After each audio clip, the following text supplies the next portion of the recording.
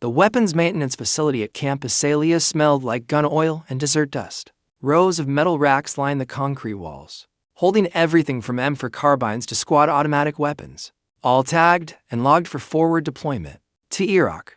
The fluorescent lights hummed overhead, casting harsh shadows across the workspace where Staff Sergeant Elena Reyes stood alone at a steel inspection table. She picked up the M24 sniper rifle with both hands, her movements practiced and precise. Serial number first, she tilted the weapon to check the receiver, then the bolt assembly, drawing it back with a smooth pull that required exactly the right amount of pressure.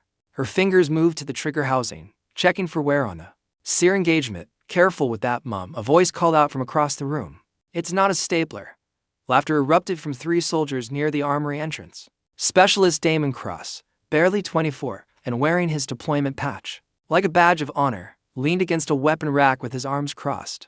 His 2 buddies flanked him, grinning at their own cleverness. Elena didn't look up. She continued her inspection, checking the rifle's scope mounting system with the kind of attention that came from muscle memory. "Not a checklist. Supply clerks. Plane operator now," Cross said, louder this time. His voice carried across the armory, and other personnel nearby stopped what they were doing to watch. "Next thing you know, she'll be asking about drop compensation and windage." More laughter. One of Cross's friends nudged him, feeding off the attention. Elena set the rifle down gently on its bipod and made a notation on her inventory clipboard. Her face remained neutral, unreadable. She moved to the next M24 in line, repeating the same inspection sequence: serial number, bolt, trigger assembly. Her grip on the weapon was textbook. Her stance suggested someone had held a rifle like this more times than she could count. The armory door swung open, and Major General Vincent Halstead stepped inside, trailed by a captain from base operations. The general's visit was unannounced, part of a routine inspection tour of the logistics hub. Conversations dropped to murmurs, and soldiers straightened instinctively. Cross, emboldened by his audience and apparently oblivious to the 2-star general now standing 15 feet away, delivered his final jab. "Seriously, though, who let her handle that rifle?" The words hung in the stale air. General Halstead stopped mid-stride, his eyes moving from Cross to Elena. He watched as she finished her check, her fingers adjusting the rifle's cheek rest, with the kind of familiarity that told a story Cross clearly couldn't read. The general's expression gave nothing away, but he didn't move. He just observed. Elena signed off on the inventory sheet, clipped it to her board, and walked toward the exit. She passed Cross and his friends without a word, without a glance, without giving them the satisfaction of a reaction. Her boots echoed on the concrete floor as she left the armory. Behind her, Cross and his buddies exchanged knowing grins. They'd gotten under her skin, or so they thought. Another supply sergeant, put in her place. Another easy target who wouldn't push back. They had no idea who they'd just insulted. What Specialist Cross and his friends didn't know, what almost no one at Camp Azalea knew, was that Staff Sergeant Elena Reyes had forgotten more about the M24 sniper system than most operators would ever learn. In 2012, she'd been one of the Army's first female graduates of the Special Operations Target Interdiction Course at Fort Benning, Georgia. The same course that trained Delta Force snipers and Navy SEALs. The same course with a failure rate that hovered near 60%. She graduated in the top 15 of her class, outscoring men who'd spent their entire careers preparing for that moment. Her instructors had called her a natural. She had the patience, the discipline, and something harder to teach: the ability to control her breathing and heartbeat under pressure, to make her body disappear into the math of wind, distance, and bullet drop. They gave her the call sign Reaper 6. Between 2014 and 2016, Elena deployed twice to northern Iraq during the Mosul offensive, embedded with Iraqi counterterrorism forces as part of a joint special operations task force. She wasn't on the front lines in the traditional sense. She was above them, invisible, providing overwatch for teams clearing ISIS strongholds block by bloody block. 37 confirmed kills, most at distances beyond 800 meters. Targets that never knew they were being hunted until it was already over. The shot that made her a legend within the small circle of people who knew such things happen on a rooftop in East Mosul. A Peshmerga unit had been pinned down by an ISIS machine gun nest in a fortified building 1,400 meters away, 1,400 meters, nearly a mile. The kind of distance where you're not just calculating for wind and elevation. You're accounting for the curvature of the earth, for temperature gradients in the air, for the spin drift of the bullet itself. Elena had taken the shot. One round. The machine gun went silent. The Peshmerga fighters made it out alive. But in 2017, during her third deployment, everything ended in the space of a heartbeat. an IED on an exfil route. Her spotter, a staff sergeant from Tennessee named Marcus Webb, a man who'd saved her life twice and made her laugh even in the worst moments, was killed instantly. Elena took shrapnel across her right side. The surgeons at Landstuhl saved her life, but her shoulder was destroyed. 2 years of surgeries and rehabilitation followed. 2 years of physical therapy and the slow, crushing realization that she'd never hold a rifle the same way again. Never maintain the stability required for precision shooting at distance. Never be Reaper 6 again. The Army offered her an honorable medical discharge with full benefits, a clean exit, a chance to go home and build a civilian life. She chose to stay in. The war wasn't finished, even if her part in it had changed. So she took a logistics position: supply coordination, inventory management, the unglamorous work that kept the machine running. She requested Qatar specifically, far from the teams who'd known her, far from the memorials and the battlefield, crosses and the people who still called her by a call sign she no longer deserved. At Camp Asalia, Elena wore no unit patches from her sniper days, no combat infantry badge visible on her uniform. She kept her head down, processed her paperwork, signed her inventory sheets, and carried the weight of being invisible after once being indispensable. The woman specialist Cross had mocked as a supply clerk plane operator had once held the line against evil with a rifle exactly like the one he questioned her, touching. She just didn't need him or anyone else to know that anymore. The armory incident didn't end in the armory. Over the following week, it became a pattern: small cuts that added up to something uglier. During a training brief for an upcoming live-fire exercise at a desert range 40 kilometers south of the base, Elena sat in the back row of the operations center, reviewing the weapons manifest on her tablet. She was there because her unit held accountability for every rifle, every round of ammunition, every piece of equipment that would be transported to and from Range 7, standard procedure for a supply NCO. Specialist Cross sat 3 rows ahead with his fire team. When the range officer mentioned weapons check-in procedures, Cross turned in his seat, loud enough for half the room to hear. "Why's the supply girl even in this brief? She gonna carry our rifles for us?" His buddies laughed. A few other soldiers glanced back at Elena, waiting for a reaction. She didn't give them one. She kept her eyes on her tablet, made a notation about ammunition allocation, and let the comment dissolve into the air-conditioned hum of the briefing room. 2 days later, in the chow hall, Elena sat alone near the windows with the field manual open beside her lunch tray. She was certifying new inventory procedures for precision weapon systems dry work that required cross-referencing ballistics tables and maintenance schedules. The manual happened to be open to a page showing MOA calculations for long-range engagements. A sergeant from another company walked past, saw the manual, and stopped. "Stolen valor's a felony now, you know," he said, just loud enough for the surrounding tables to hear. "Reading sniper manuals doesn't make you a sniper." Elena closed the manual without looking up, finished her meal in silence, and left. Lieutenant Marsh, a junior officer from the battalion staff who'd watched the whole exchange, caught up with Elena outside the chow hall. "You should report this," Marsh said quietly. "It's harassment. You don't have to just take it." Elena stopped walking and turned to face the lieutenant. Her expression was calm, measured, and carried a weight that made Marsh take a small step back. "I didn't survive what I survived to fight paperwork battles over bruised egos," Elena said. Then she walked away, leaving the lieutenant standing there with questions she wouldn't voice.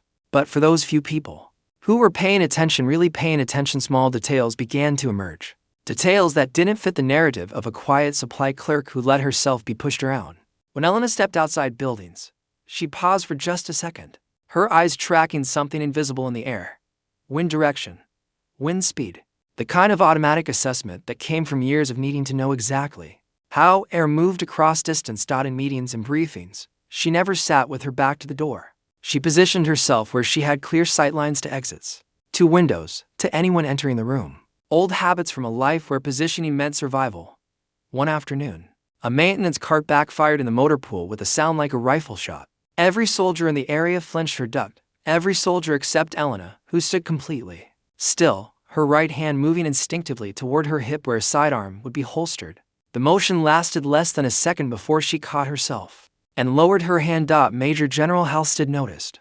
The general was still conducting his inspection tour of the base, a week-long assessment of logistics and readiness across Camp Asalia. He happened to be in the operations center when Elena arrived to coordinate equipment transport schedules with the range officer. Halstead watched her work for a moment, then approached. "Staff Sergeant Reyes," he said, his tone conversational but pointed. Question about the M24 systems you're managing. How often are you running bore inspections between deployments? It was a test. A deliberate one. Elena met his eyes. Every 500 rounds or 6 months, sir, whichever comes first.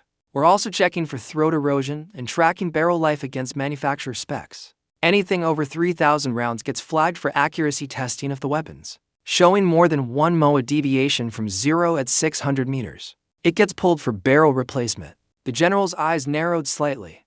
That answer went far beyond standard supply training.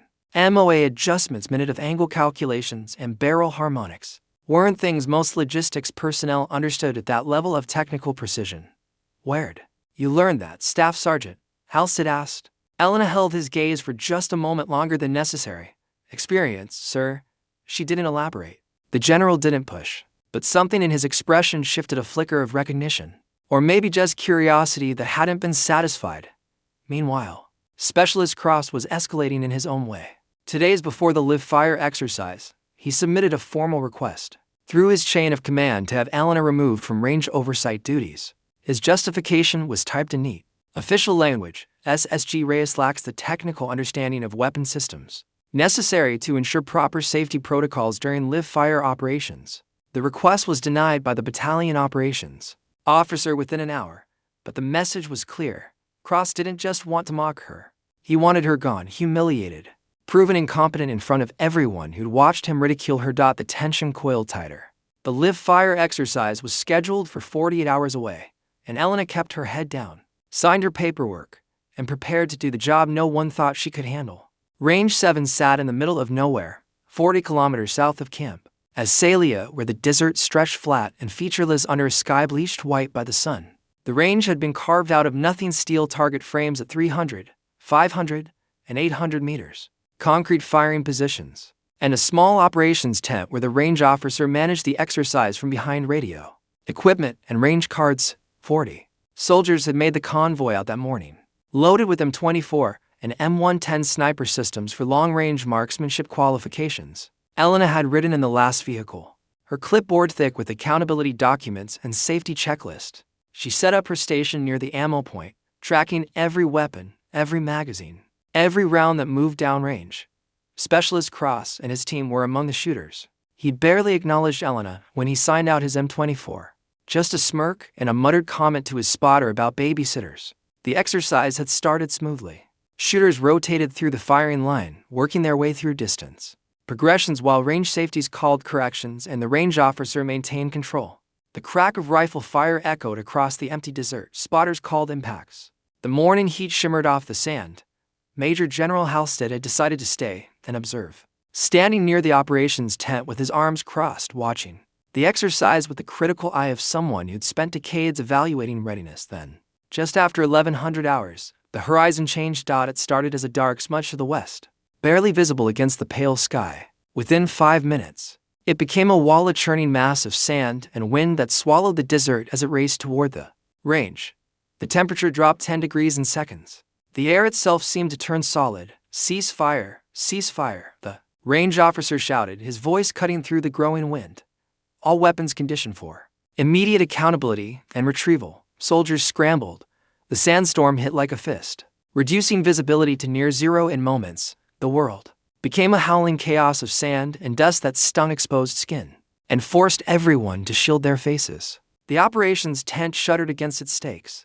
Elena moved through the chaos with practiced efficiency, checking weapons as they came off the line, ensuring nothing was left unsecured. The storm was bad, but manageable. Protocol was clear. Hunker down, wait it out, maintain accountability.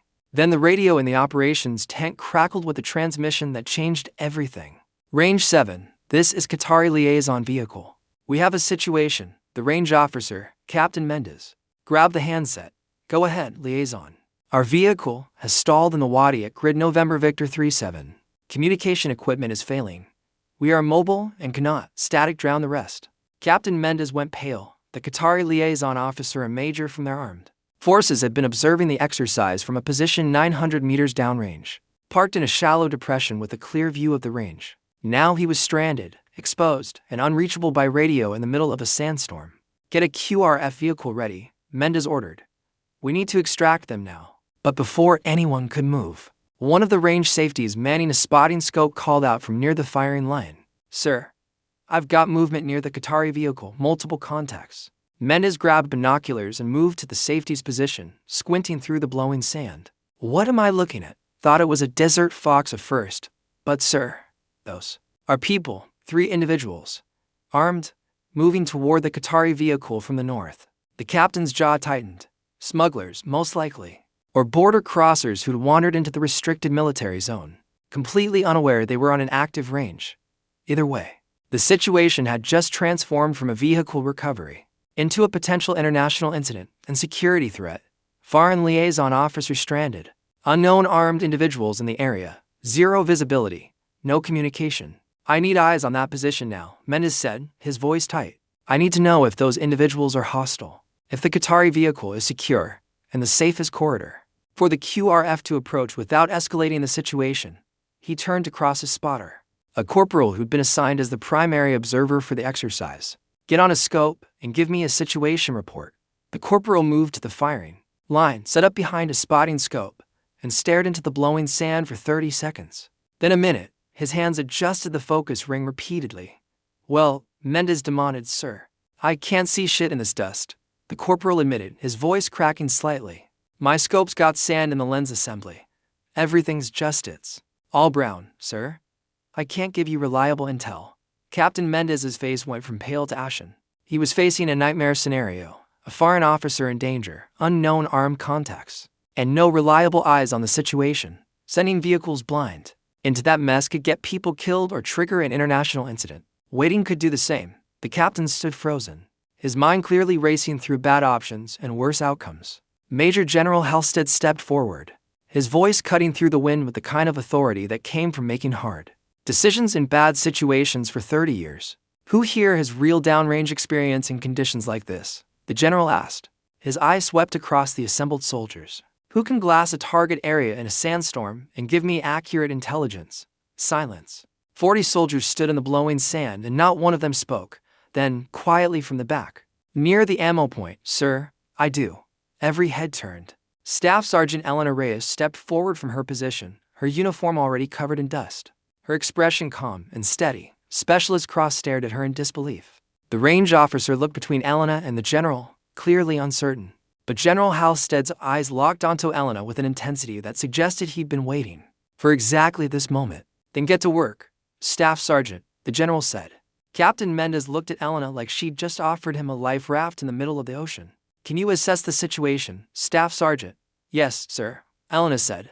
"I'll need an M24, a spotting scope, and current elevation data for the target area." She moved toward the weapons rack with the kind of certainty that left no room for debate. But Specialist Cross, still standing near the firing line with his team, couldn't help himself. "She supplies, sir," Cross said, his voice loud enough to carry over the wind. "She doesn't, soldier."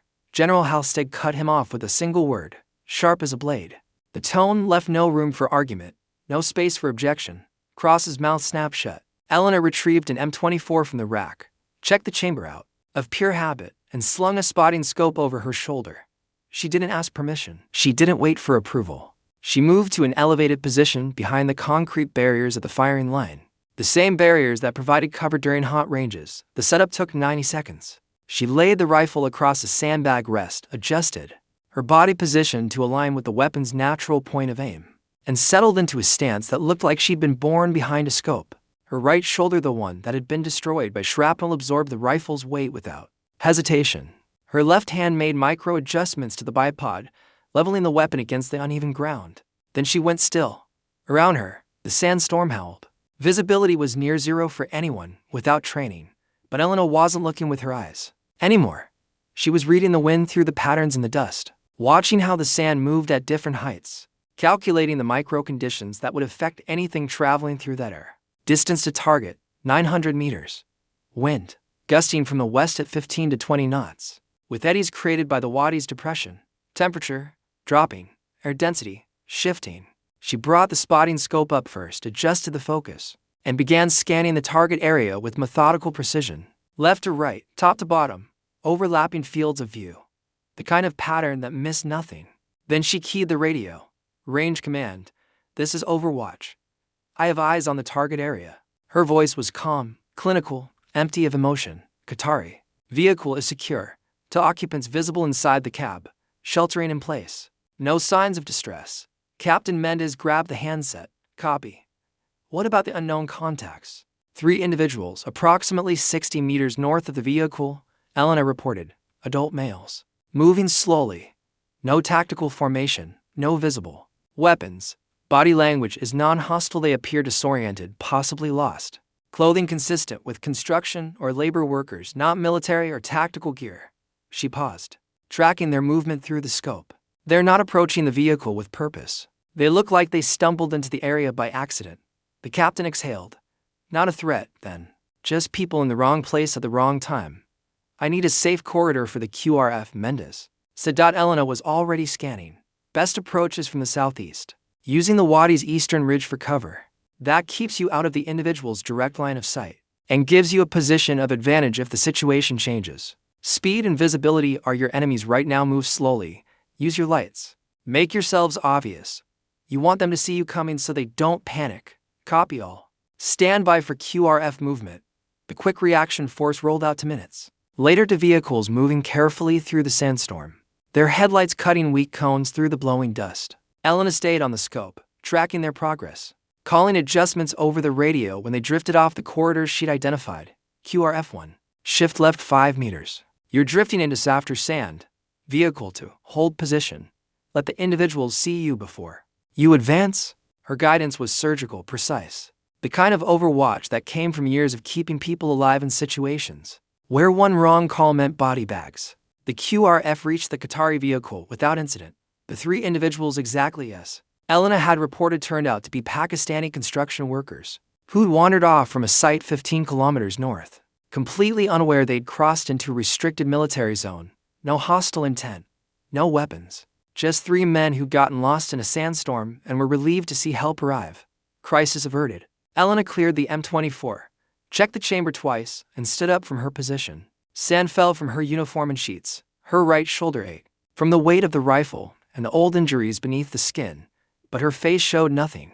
General Halstead approached, his boots crunching on the sandy concrete. He'd been watching the entire time, not just the crisis resolution, but the way Elena had set up.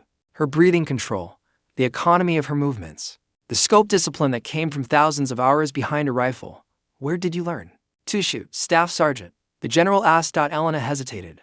For just a moment, the professional mask slipped, and something vulnerable flickered across her face. Then she met the general's eyes. Fort Benning, sir.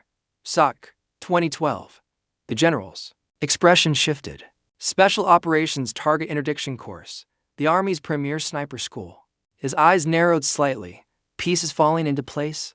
Your full name and unit history. Staff Sergeant Elena Reyes, sir. Previously assigned to a Joint Special Operations Task Force, embedded with Iraqi counterterrorism units. To deployments, Northern Iraq, 2014 through 2016. She paused. Call sign was Reaper 6. Recognition flooded the general's face like a light switching on. Reaper 6, he repeated slowly. Mosul, 2015. The 1,400-meter shot on the bridge overwatch. Position, Elena nodded once. Yes, sir. General Halstead turned to face the assembled soldiers. 40 men and women stood in the sandstorm, watching this conversation unfold. Specialist Cross was frozen near the firing line, his face a mixture of shock and something that looked like horror.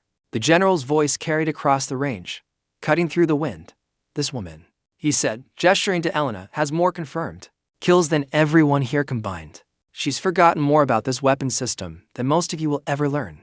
He let that sink in for a moment, his eyes moving across the faces staring back at him. And some of you questioned whether she should handle a rifle. The silence was absolute. Even the wind seemed to quiet. Cross looked like he wanted to melt into the sand and disappear. His buddies wouldn't meet anyone's eyes. The general continued, his tone measured but carrying the weight of 30 years of command. She didn't owe any of you an explanation.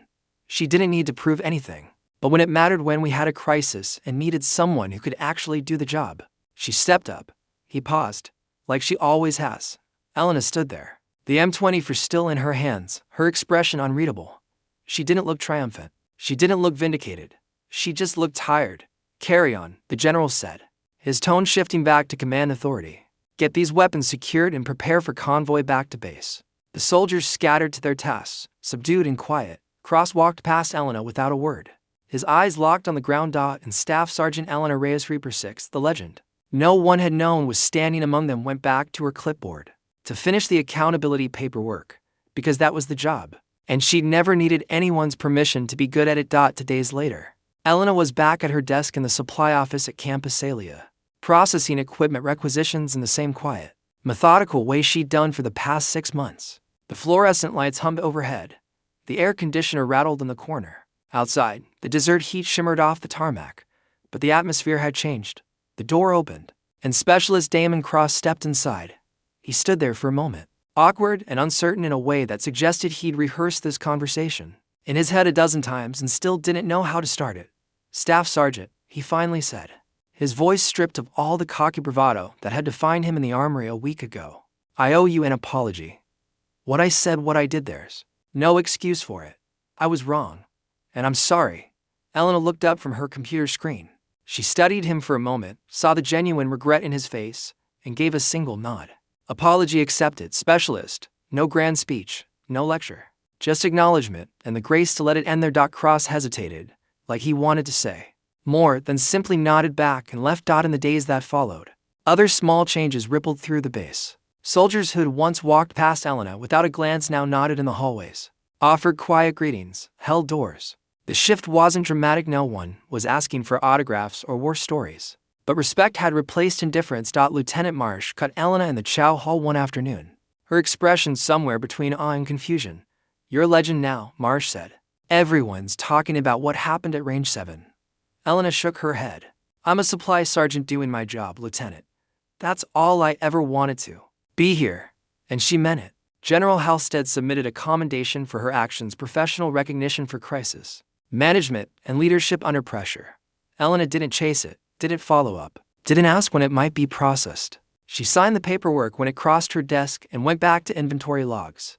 Because the truth was, she wasn't Reaper 6 anymore. Her shoulders still ached on cold mornings, the shrapnel scars beneath her uniform were a permanent reminder of what she'd lost. She'd made peace with who she was now, a supply coordinator who kept the machine running, who ensured the people downrange had what they needed to come home alive.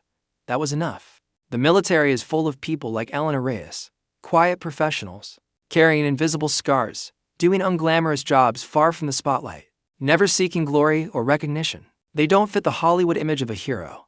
They're mechanics who once defused bombs in Fallujah, analysts who once ran classified operations in Syria, cooks who once pulled security in Kandahar, medics who once held the line in Mosul, admin clerks who once called in airstrikes that saved entire units. They were no special patches. They tell no war stories to strangers. They process paperwork, fix vehicles, manage logistics, and blend into the background of military life. But many of them have stories the world will never hear, skills that saved lives in moments that mattered, and sacrifices that shaped history in ways no parade or medal could capture. They are the ones who know that competence doesn't need an audience, that service doesn't require applause, that the hardest battles are often fought in silence long after the shooting stops. Elena Reyes understood this better than most. She'd been a legend once, and she'd walked away from that life without regret. Now she was something quieter, something harder to define, but no less valuable. She was a professional, and professionals don't need permission to be excellent at what they do. The deadliest people in the room are often the ones no one notices, and that's exactly how they prefer it. Where are you watching from? Have you ever underestimated someone or been underestimated yourself? Share your story in the comments below.